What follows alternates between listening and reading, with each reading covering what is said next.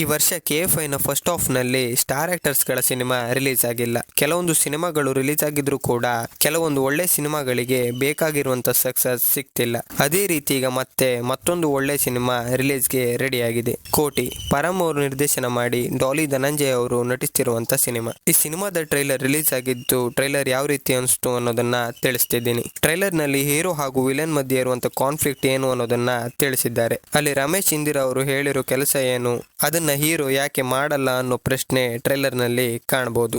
ಇದರಿಂದ ಇವರಿಬ್ಬರ ಮಧ್ಯೆ ಇರುವಂತ ರಿವೆಂಜ್ ಇಂದ ಮುಂದೇನಾಗುತ್ತೆ ಅನ್ನೋದೇ ಸಿನಿಮಾದ ಪ್ಲಾಟ್ ಆಗಿರ್ಬೋದು.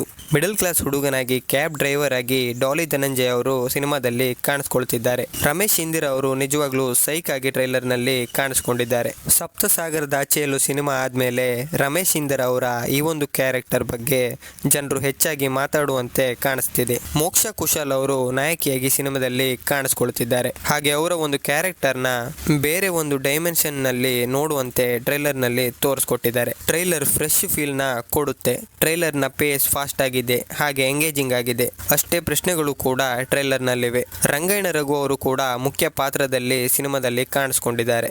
ನಾಬಿನ್ ಪೌಲ್ ಅವರ ಬ್ಯಾಕ್ಗ್ರೌಂಡ್ ಸ್ಕೋರ್ ಟ್ರೈಲರ್ಗೆ ತುಂಬಾನೇ ಕಾಂಟ್ರಿಬ್ಯೂಟ್ ಮಾಡಿದೆ.